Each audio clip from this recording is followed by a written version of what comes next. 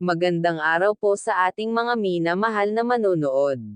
Ate ni Dara dumating na, at kasama nito ang asawa at anak.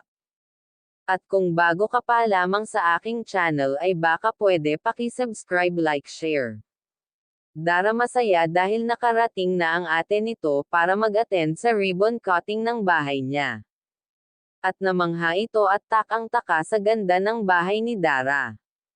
At hindi ito makapaniwala na ganito kalaki ang bahay na pinagawa sa kanya. Sabi pa nga nito malaki ang bahay para sa kanila ni Bea. Nagbero pa nga ito na pwede sila ditong tumira, dahil may bahay na itong si Dara. At wala nang puproblemahin pa itong si Dara, kompleto na sila. Ang bahay nagkalinawan na naman sila ng tiyahin niya. Kuya Rab para daw nabunutan ng tinek sa liig. Dahil imbis na malapit nang matapos ang bahay ni Dara saka pa magkakaproblema. Iniisip kasi ni Kuya Rab, baka daw matulad sa lupa ni Rose Ann na nagkaproblema din. Kaya hanggang ngayon ay di pa nasisismalan ang pabahay ni Rose Ann.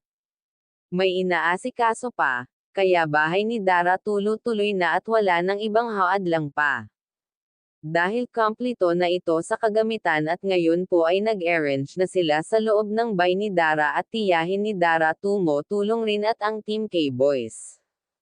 Kompleto na tulad ng refrigerator, may washing machine, lamisa na seat, may upuan na, at TV. Sa mga sponsor po ni Dara, maraming salamat sa inyong walang sawang panonood at sa walang sawang pagbigay kay Dara ng mga gift at pera para may panggastos ito sa pang-araw-araw nilang gastusin. At yung iba naman pong binibigay ninyong pera ay nagsisavings naman po siya sa kanyang account sa bangko, dahil sobra naman daw po sa pang-araw-araw nilang gastusin ang perang binibigay ni Kuya Rab. Bahay ni Dara patapos na po. Kaya abangan na lamang po natin ang ribbon cutting, dahil excited na ang lahat.